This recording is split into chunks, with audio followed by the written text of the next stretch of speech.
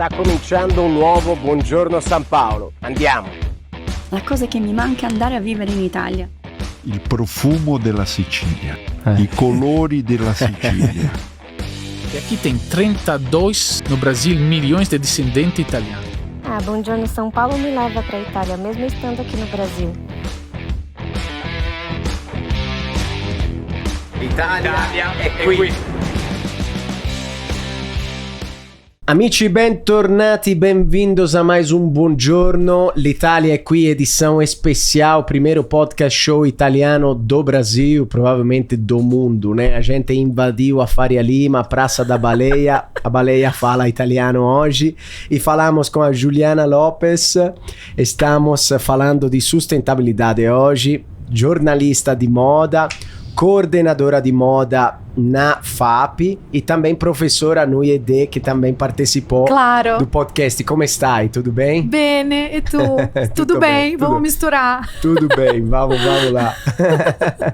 Obrigada por estar aqui. Para mim é muito interessante estar num projeto que mistura São Paulo e Itália, porque eu tenho essa metade italiana, eu já morei na Itália, então estou muito feliz de estar aqui. Obrigada. Obrigado de verdade. A gente se conhece já faz um tempinho, né? Não muito, mas e a gente vai começar um pouco fazer esse papo e filosofar um pouco sobre esse tema, que é a sustentabilidade na moda, que é um tema delicado, né? Sabemos super que complexo. A moda é, digamos, é uma indústria que, como entre tantas, né? Outras polui um pouco, causa um grande impacto ambiental, nós sabemos. Exato. Então, assim, nós queríamos saber, você tem essas funções nas universidades, institutos e tal, e é jornalista de moda depois de tantos anos, como que a moda pode ser sustentável, né? De que forma ela pode ser mais sustentável?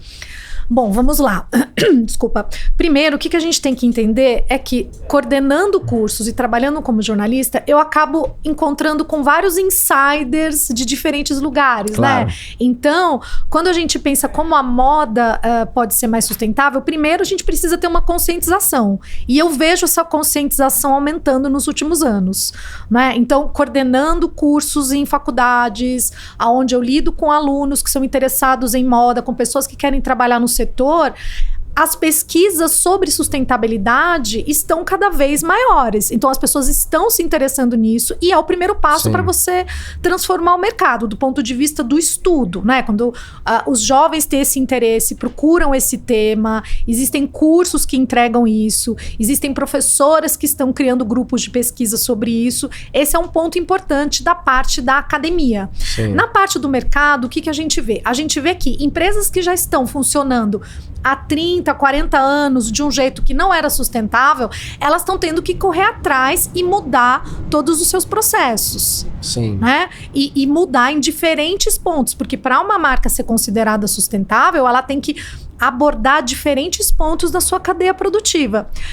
E um outro ponto, né, que acontece das empresas novas é que as empresas que estão sendo criadas agora, com os jovens empreendedores que já têm essa mentalidade, eles conseguem já criar uma cadeia produtiva com essa conscientização. Então, fica algo mais natural para os empreendedores mais jovens. Sim. Juliana, o século XXI, né, nos trouxe um novo jeito de pensar sustentável, né? Antigamente, provavelmente, a gente nunca ia se perguntar se esse produto, se esse blazer chegava de uma cadeia sustentável, né? De uma supply chain sustentável. Hoje, não somente os jovens, as pessoas no geral se perguntam, né? Então, assim, como que essa consciência, essa consapevolezza, uma consciência chegou e pode ajudar, né, no processo da moda?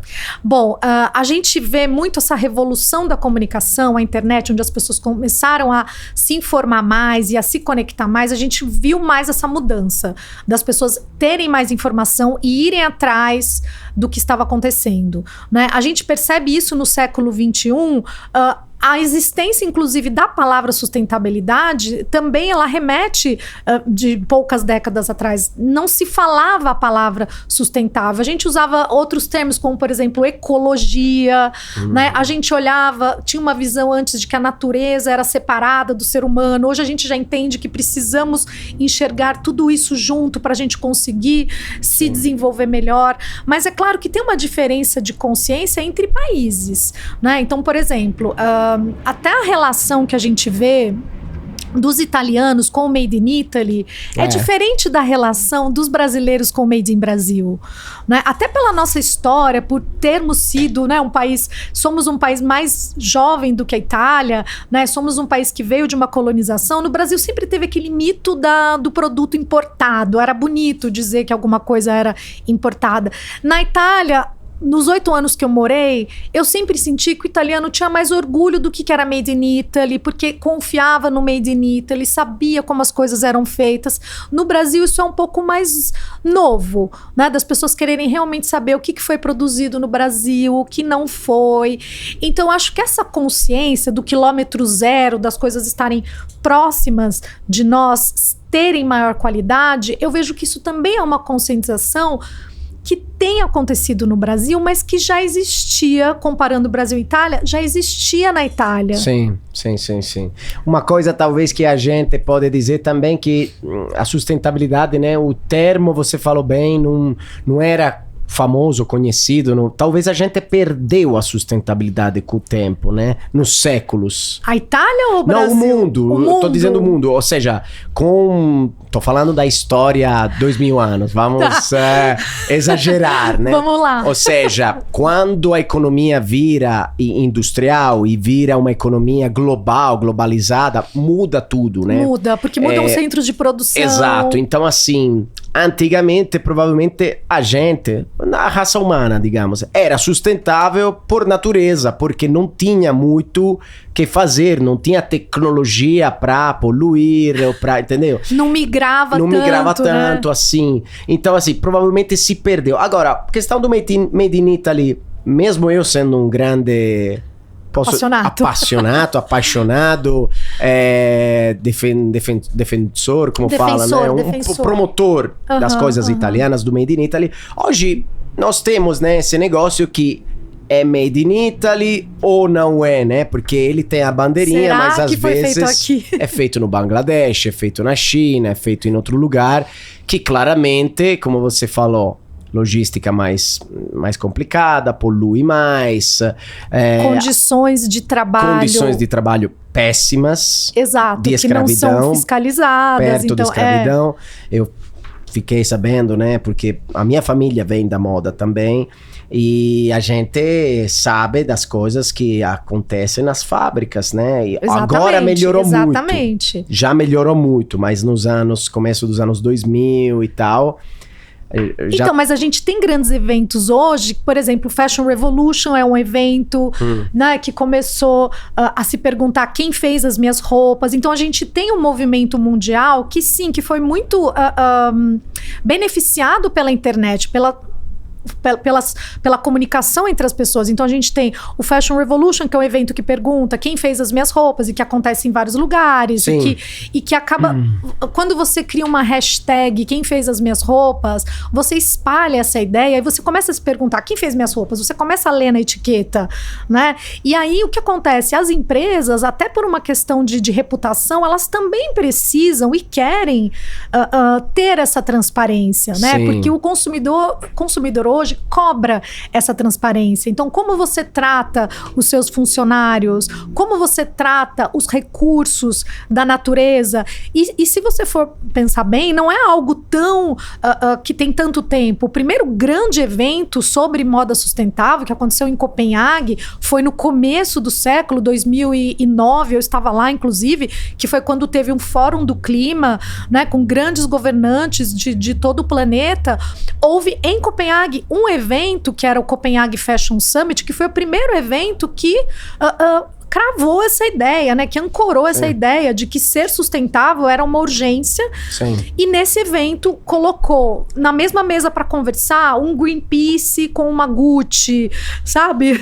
Então a gente esse evento que foi em 2009 foi a primeira vez em que o mundo se reuniu para falar sobre isso, e desde então é uma ideia que vem se espalhando rapidamente, mas é claro, a gente está numa crise climática muito séria, então mesmo que a ideia esteja sendo espalhada rapidamente, não são todas as empresas que estão conseguindo ir atrás, né? Mas precisa partir de uma boa vontade. A gente tem aqui no Brasil empresas que começaram, inclusive, a publicar estudos sobre, a gente tem guias de circularidade, então é algo que dá para achar na internet, né? Como eu tornar a minha empresa mais sustentável. A gente tem auditores que olham para isso, a gente tem consultorias que conseguem conferir se a sua empresa está trabalhando, causando mais ou menos impacto. Então, é uma boa vontade. Sim, é verdade. É uma boa vontade que precisa ter para ir atrás de resolver esse problema, né? E você teve também o privilégio, né, de entrevistar algumas dessas empresas, tipo a Gucci, né? Sim. E qual foi a inspiração, né? Tipo... Olha,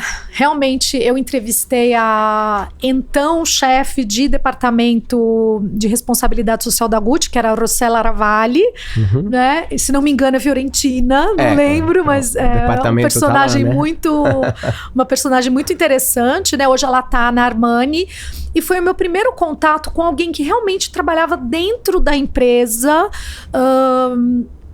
fazendo uma auditoria, fiscalizando, né? Então, o importante que as pessoas precisam saber é que existem empresas que estão fiscalizando os seus meios de produção, né? Então, quando eu conversei com a Rossella, eu entendi um pouco como isso acontecia naquela época dentro da Gucci, de que estavam olhando os fornecedores no Brasil, como trabalhavam em determinados lugares. Claro que é uma corrida muito cansativa, né? Muito complexa, e eu não consigo aqui dizer, tal empresa é sustentável, tal empresa não é sustentável. Não é uma garantia que a gente tenha assim numa conversa, mas existe sim uma movimentação de muitas empresas, e no caso essa empresa italiana, para fiscalizar a cadeia produtiva de moda, que é enorme, começa dos fornecedores até parar na capa de uma revista, sabe? Eu posso te dizer assim que, bom, a Gucci é de Florença, realmente, conhecemos um pouco o polo do luxo ali em Scandicci, e também queria falar um pouco do luxo, da transformação, da imagem da moda, da consciência e tal. Posso te dizer, claro, não tenho ainda os dados completos, né? Mas posso te dizer que o luxo, trabalhando muito com empresas parceiras locais, às vezes, porque o luxo é diferente. Eu gostaria de colocar mais uma palavra, que não é o luxo, é o extremo luxo, né? Estamos falando de empresas ali do distrito do luxo de Scandicci, de Florença, que trabalham para Gucci, Dior, Chanel e tal, que fazem, eu tenho conhecimento de amigos que têm empresas lá, fazem uma roupa de 20 mil euros, né? Então, sim, ou um sapato que é todo... pode ser que seja de verdade sustentável. Por quê? Porque aquela peça, sabemos tudo daquela peça. De onde ela vem, quem foi que fez, não tem uma cadeia gigante, é uma cadeia mais artística do que industrial, entendeu? E aí, é claro que é um pouco difícil de entender, mas dá pra espalhar pra todo mundo? Não dá, né? Mas talvez localizar mais, como você falou, o quilômetro zero, né? Esse luxo extremo é quilômetro zero. E tem uma garantia que a empresa que vai fazer os desenhos em cima, né? Estamos falando de artístico. Sim. Ela tem a peça do tecido numerado, né? Ela não pode produzir mais, até por questões de copiar, etc. Se faltar peça, liga, olha, você me falou para fazer 10, 8, 7, eu cheguei a 5, aí eu te mando mais, entendeu? Então assim, aquela cadeia ali é super fiscalizada. A gente tem que ver o fast fashion, talvez não seja tão assim. Eu acho que assim, quando você fala de um extremo luxo, ultra artigianale, né? Ou quando a gente pensa na alta moda, né? Claro que aí a gente vai encontrar uma produção que ela é mais concentrada, mas por que sai tão caro? Porque para uma peça você tem muitas pessoas trabalhando em torno daquela uma peça, né? É óbvio que isso não consegue resolver o problema da sociedade, né? Que precisa comprar roupa e que isso precisa entrar em grandes quantidades, mas eu acredito que, ainda que a moda seja produzida em grande quantidade, ela pode sim respeitar, porque nós temos empresas grandes que produzem N produtos em grande quantidade e que estão trabalhando direito. Então, eu acredito que sim, que a moda consegue.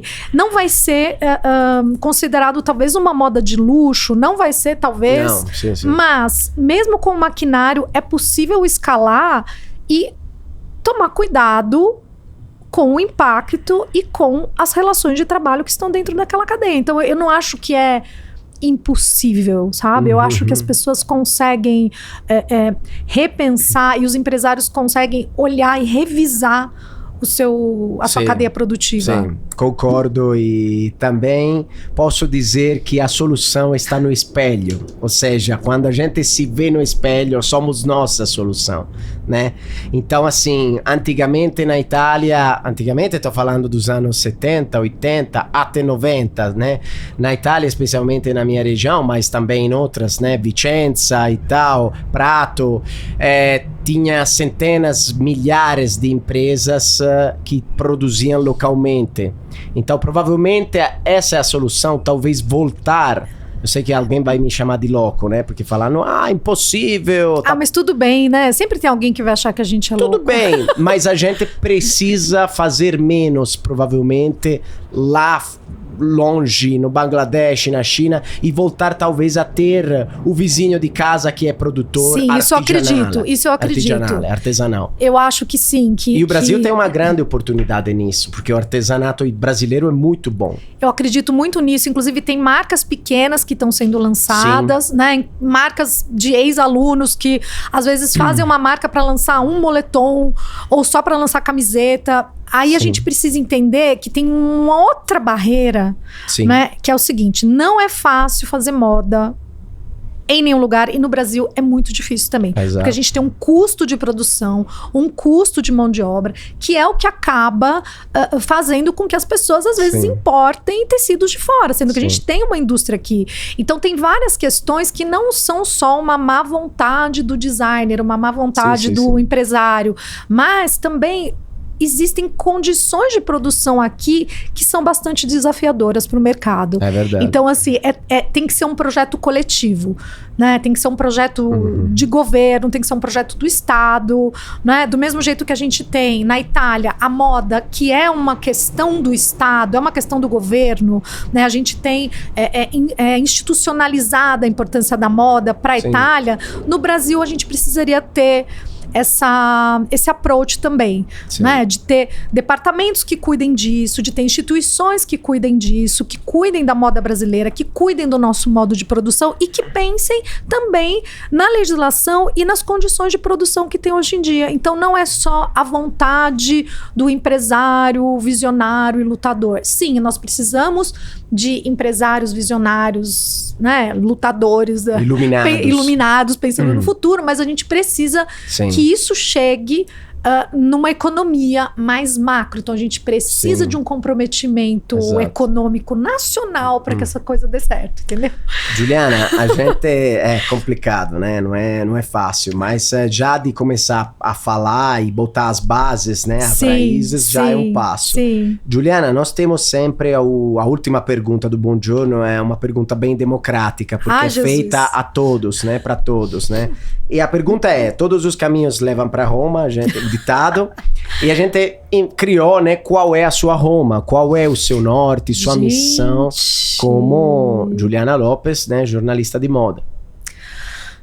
A minha missão é fazer com que o meu dia a dia impacte o dia a dia das pessoas de uma forma que a gente consiga criar com serenidade, com responsabilidade, para melhorar a nossa vida coletiva. Então, ainda que eu esteja trabalhando no meu pequeno, meu trabalho de formiguinha, coordenando o curso, escrevendo um texto, eu quero poder criar uma modificação, uma mudança em quem está em torno e por aí vai. Então, acho que a gente consegue isso criando um sistema de contato mesmo, como a gente está aqui hoje, né? Estar perto de pessoas que tenham esse mesmo objetivo que eu tenho de melhorar o dia a dia, de melhorar a vida em sociedade, de melhorar o respeito às pessoas, independente de onde elas estejam.